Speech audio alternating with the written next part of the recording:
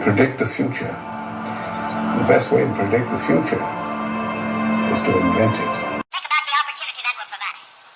It lays the predicate, the foundation for the development of a weather satellite that will permit man to determine the world's cloud layer. If we get a frontier, we need to seed it. If we get a frontier, we need to seed it. If we get a frontier, we need to seed it. If we get a frontier, we need to seed it. Okay, folks, so I want to share some more information here about the Desert Research Institute and their cloud seeding program. And I know I'm being repetitive because I had already done a couple videos about this before at the beginning of the year, but I feel that it bears repeating and the information bears resharing because a lot of people probably still are not aware that this Desert Research Institute has been doing this stuff for a long time, and without public consent, I might add.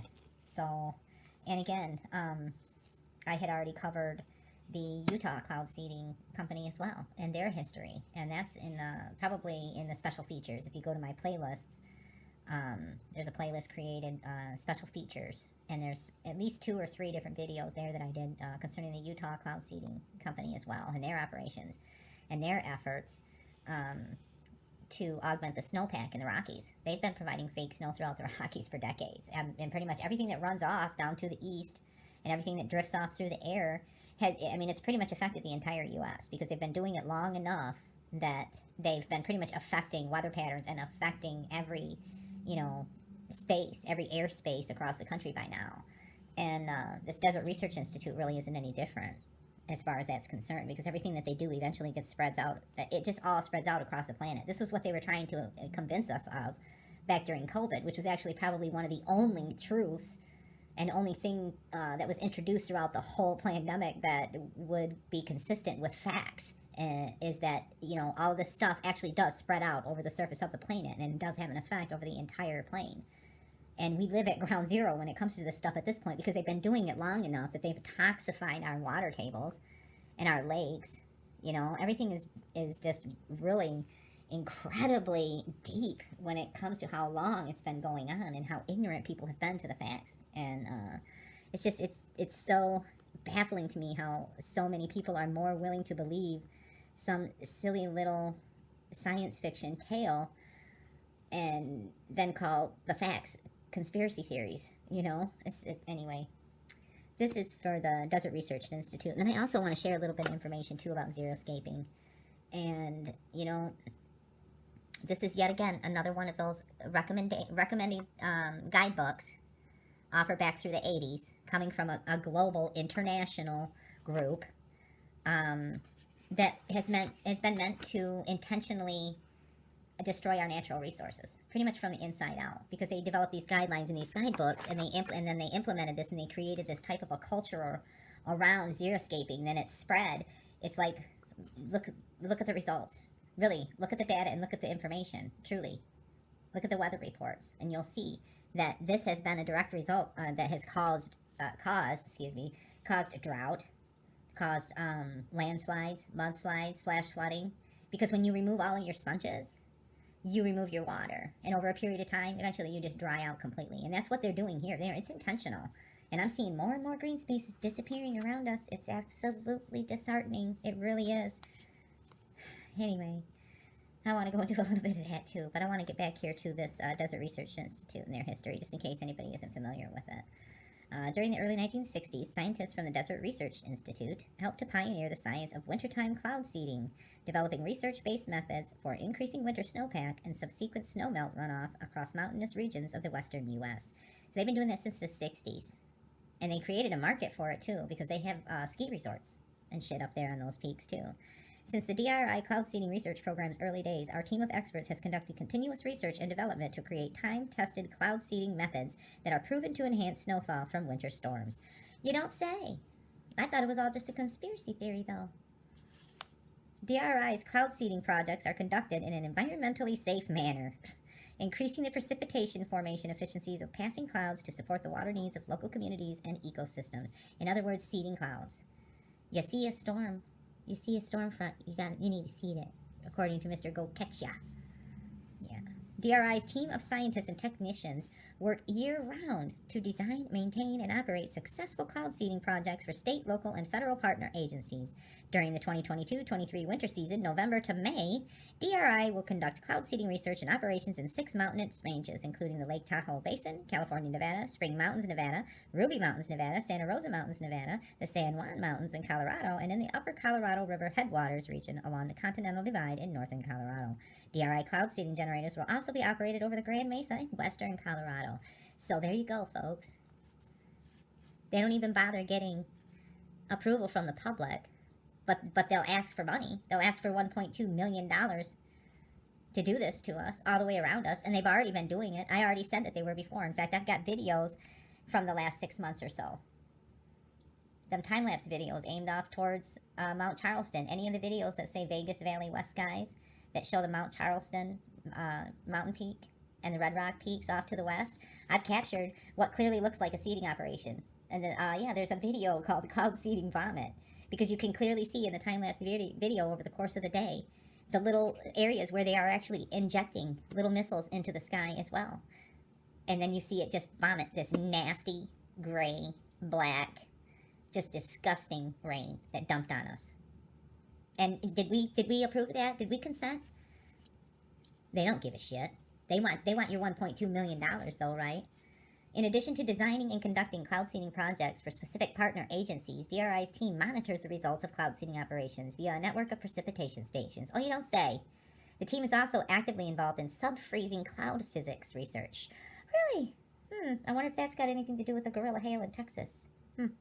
Including studies of clouds that cause icing on aircraft and the effects of air pollution on cloud structures and storms. The Cloud Seeding Research Program is operated by DRI's Division of Atmospheric Sciences and based out of DRI's Northern Nevada Science Center in Reno, Nevada. And if we look at the Atmospheric Sciences, I tell y'all, they have a list of their faculty and staff. And if you have time to Google it, you can look it up right from their website and look at the Atmospheric Sciences faculty and staff. It's pretty incredible, the number of people that are involved with these projects and the number of people that they got duped in believing that these programs are actually beneficial for our environment and are helpful. They really have sold it to the people here in Nevada, and you can see here's them, the areas that, you know, where they've got these stations down there. There's Ruby Mountains right down here is where we're at, and you can clearly see right there by Mount Charleston, there's a big old spot where they've been seeding.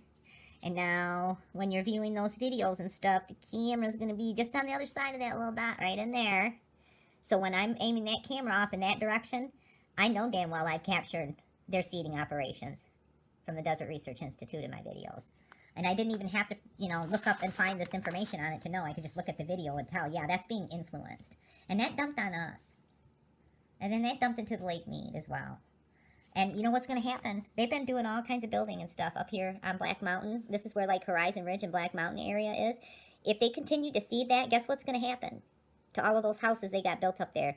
We're going to have mudslides, and they're going to have houses sliding right down that mountainside. And these people putting up those $1 million houses and $500,000 houses up there on that hill, they aren't going to get reimbursed. They aren't going to get made whole by their insurance companies.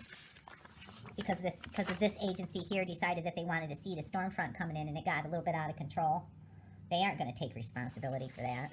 I guarantee it. They've already made themselves exempt. Decades ago when they created those rules on the subcommittee or in the committee for weather modification, decades ago. And I still got to get into that file, back into that file and everything too. And this part here, they talk about research on snowfall augmentation and operational weather modification projects to augment snowfall have benefited from the results of numerous research experiments that have been conducted since the 1950s and 1960s. Many of the experiments prior to 1970 relied primarily on statistical evaluation of precipitation data from seeded and non-seeded periods to determine if cloud seeding was having a positive impact on snowfall. As instrumentation evolved in the 1970s and 1980s, the various physical links in the chain of events in the cloud seeding process began to be documented. Really? Where's all that public information, huh? The chain of events begins with the release of seeding material by aircraft or ground-based units, followed by transport and dispersion of the seeding aerosols to clouds containing supercooled liquid water. The seeding material then interacts with cloud water to form an enhanced concentration of ice crystals, which grow by vapor deposition and or accretion of cloud drops. As ice particle mass increases, the ice crystals or snowflakes begin to fall to the surface and result in an increase in precipitation, or guerrilla hail that destroys people's lives and is highly destructive. Wintertime cloud seeding for snowpack augmentation has historically involved a variety of techniques, seeding materials, and dispensing methods. The research has been conducted in numerous mountainous areas of the western U.S., including the Rocky Mountains of Colorado, Montana, and Utah, the Cascade Mountains of Washington, and the Sierra Nevada of California. A summary of results from many of the key winter snowfall augmentation research experiments can be found in the following document, which is a summary of studies that document the effectiveness of cloud seeding for snowfall augmentation. And it's the same file that the Utah Cloud Seeding Agency refers to, and that every one of these other areas where they've set up all these stations, it all uses the same basic document of the effectiveness of cloud seeding, and in every one of their files they offer up very little information on the negative impacts, and they bury the data that is being collected by people like Dane Wigington and several other people as well that have been collecting data on the toxification of our water table and of our natural resources getting destroyed. Much like that political actor the other day was mentioning about how convenient that climate change just happens to know the boundary between private-owned forestry and forest lands and federal-owned forestry and forest lands, and you can visibly see the difference. How the private sector and the private lands that are owned by private people are healthy, they're maintained, they're the way they should be, and the federal ones look like hell and unkept and just prime and ripe for wildfires, right? Dried out. That's what these programs that they've been instituting that were recommended by foreigners and by global influence decades ago, that's the impact. Causes severe drought, causes the flash floodings, causes the mudslides, causes all of these ill effects that we are feeling with these intense superstorms and everything that are developing as well, like the guerrilla hail and these intense light storms that we are experiencing. All of it is a direct result of these programs here, and they won't admit to it. And you know why they won't admit to it?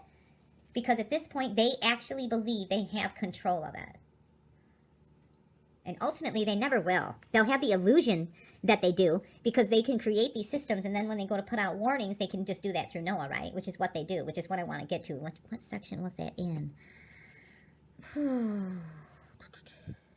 Oh, I know. Well, there's all their sponsors, too. I think I showed that in the previous video, too. They have quite a few sponsors, so why the hell do they need $1.2 million from the public, from the people, to fund it? If it's just so great for the public, why do you have to go about it in a shady way? And why is NV Energy funding cloud seeding? Seriously, there's a conflict of interest there, for real. And I'm sure that there's probably a conflict of interest. There's Pahrump Utility as well. Santa Ana Watershed Project. I mean, any of these agencies that are in charge of our national resources. And, of course, NOAA. NOAA's right there at the very top, too. Yeah. I know there was, wait a minute. Yeah, they go into the benefits of cloud seeding. But they don't offer up anything as far as, shoot, where did it go? Yeah, oh yeah, safety, here we go. Yeah, this is what I was talking about right here. Ultimately, it goes to NOAA, okay? Ultimately. Cloud seeding safety guidelines. In the event of any emergency which affects public welfare in the region of any seeding operations being carried out by the DRI cloud seeding program, the seeding operations in that region will be suspended until the emergency conditions are no longer a threat to the public.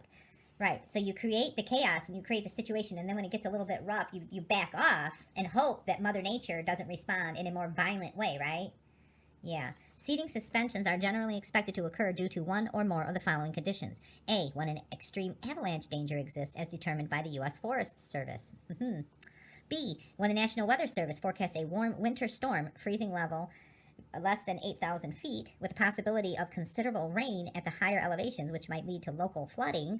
Yeah, how cool is that? They got the Forest Service involved for an avalanche. NWS is involved in case there's a winter storm. And when the project meteorologist determines that potential flood conditions may exist in or around any of the project areas, the National Weather Service flood forecast services at Reno or Sacramento will be consulted about the possibility of any of the following warnings or forecasts being in effect. Flash flood warnings by the NWS. Forecasts of excessive runoff issued by the California-Nevada River Forecast Center, including such forecasts for rivers on the adjoining west slope of the Sierra Nevada. Quantitative precipitation forecasts issued by the NWS that would produce excessive runoff in or around the project area. In addition to the above, if any of the following conditions or forecasts exist, seeding operations may be suspended at the direct discretion of the project meteorologist in and around the areas of concern. So our meteorologists know exactly what's going on. Our meteorologists know that when they go to work in the morning and log into their computer and they get that report from the NWS, they could probably look at it and tell whether or not there's going to be any seeding operations as well, or whether or not they are going to take advantage of a storm front that just happens to form off the coast and get into that atmospheric river where they can influence it and intensify it. Folks, this is criminal behavior as far as I'm concerned. And the fact that we've created these guidelines and we have this chain of command where we have agencies like the National Weather Service in on it, clearly they're in on it, and our local meteorologists and everyone in on it, is absolutely terrifying. If you are paying any attention to it at all, it should really bother you that they are all in on it. In on the intentional seeding of our storm systems that come through here. When the wind speed is 60 knots or more for over 30 minutes at the 700 level, 10, oh my gosh, I'm so flustered, folks. I really am, because you try to tell people about this stuff and you try to make people aware of it. And when they look at this information, like how I'm presenting it now, the first thing that pops into people's head, I'm sure, is, well, what can we do about it now? They've already been doing it for so long. And if you look at some of the information that they've put out and that they've presented to our local so-called leaders and legislators and people in charge of the rules and the regulations around this stuff, these people have gone to them and have convinced them that this is absolutely necessary for our own good. That bothers me.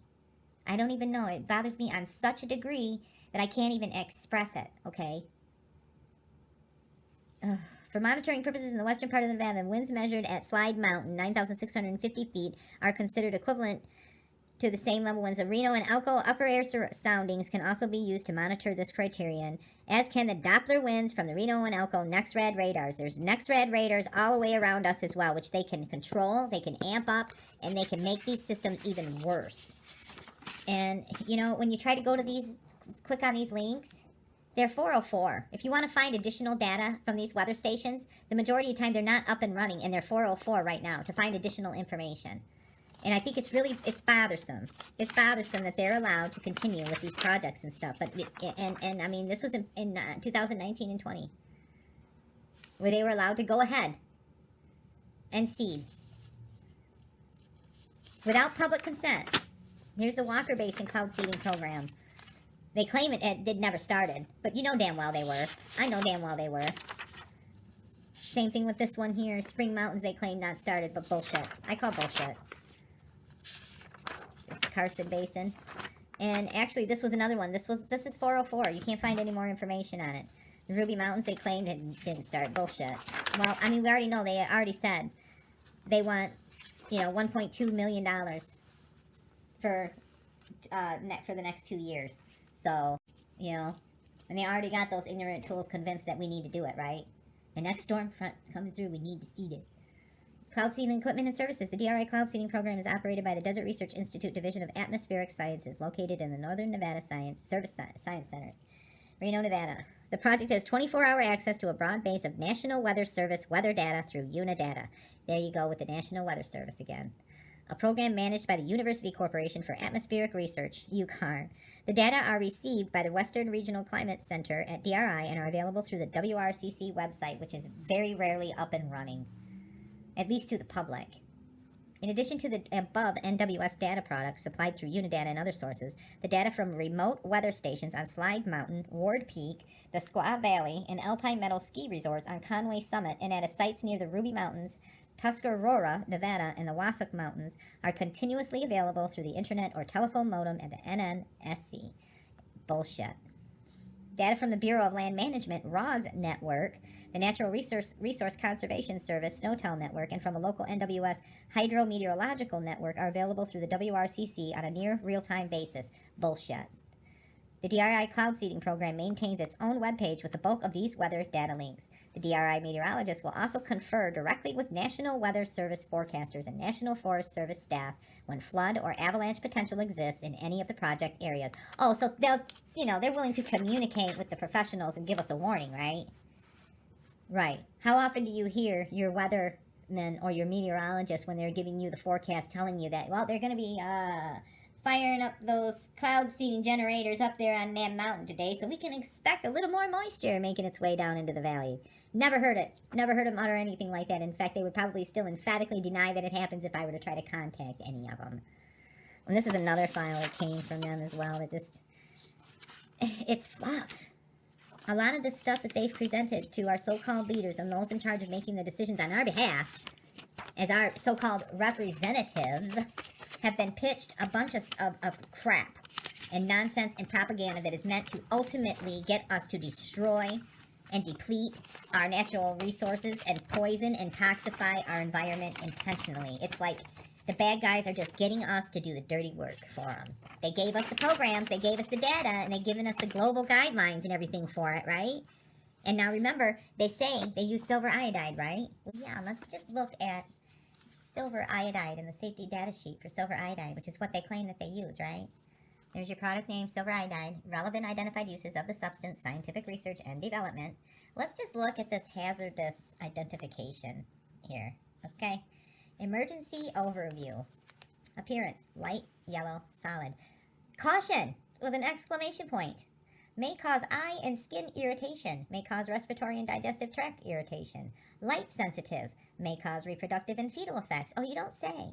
The toxicological properties of this material have not been fully investigated. Oh, but they have. But they have, and you know they have, because this material's been around for quite a while, and you know damn well that there are toxicological data on this material out there. Target organs, the thyroid. Potential health effects. Eye may cause eye irritation. Skin may cause skin irritation, can cause eczema and rash. Ingestion may cause irritation of the digestive tract. The toxicological properties of this substance have not been fully investigated. I call bullshit on that one. Chronic ingestion of iodides during pregnancy has resulted in fetal death, severe goiter, and cretinoid appearance of the newborn. Interesting, wow. Inhalation may cause respiratory tract irritation, may cause effects similar to those described for ingestion. Oh my gosh. The toxicological properties of this substance have not been fully investigated. Of course not. Nah, bullshit. How do you know that it's how do you know that it can cause respiratory tract irritation then? How do you know that it can cause fetal death and severe goiter and cretinoid appearance of the newborn if the toxicological properties have not been evaluated? Chronic inhalation or ingestion of silver salts may cause argyria, characterized by a permanent blue-gray discoloration of the eyes, skin, mucous membranes, and internal organs. Oh, you mean the gray syndrome? I mentioned it before. Maybe that's where they pitched the whole idea and the theory and the narratives around the grays, is because they predicted that eventually, after people have been exposed to silver iodide for so long, they're going to start turning gray, and we're going to have all of these gray people running around. So why not exploit some alien narrative on that one, right? Oh my goodness gracious me. This permanent blue-gray discoloration of the eye, skin, mucous membranes, and internal organs. This malady results from the accumulation of silver in the body. Chronic ingestion of iodides during pregnancy has resulted in fetal death, severe goiter, and cretinoid appearance of the newborn. Prolonged exposure to iodides may produce iodism in sensitive individuals. Symptoms could include skin rash, running nose, and headache. And they want to spray this stuff. This is what they want to use in those seeding generators, people. Silver iodide. First aid measures. Eyes. Flush eyes with plenty of water for at least 15 minutes, occasionally lifting the upper and lower eyelids. Get medical aid. Skin. Get medical aid. Flush skin with plenty of water for at least 15 minutes while removing contaminated clothing and shoes. Wash clothing before reuse. Ingestion. Never give anything by mouth to an unconscious person. Get medical aid. Do not induce vomiting. If conscious and alert, rinse mouth and drink 2 to 4 cupfuls, of milk or water. Inhalation. Remove from exposure and move to fresh air immediately. Where do you go for fresh air when it's all the way around you? If not breathing, give artificial respiration. If breathing is difficult, give oxygen. Get medical aid. Notes to physicians. Treat symptomatically and supportively. Gives firefighting accidental release measures, general information. Use proper personal protective equipment as indicated in Section 8. Spills and leaks. Vacuum or sweep up material and place into a suitable disposable container. Avoid runoff into storm sewers and ditches which lead to waterways. Now, why would you have to do that? And how are you supposed to do that when the Desert Research Institute is just spraying it freely? How do you keep it from going into our waterways? I mean, these people are insane. This is insane.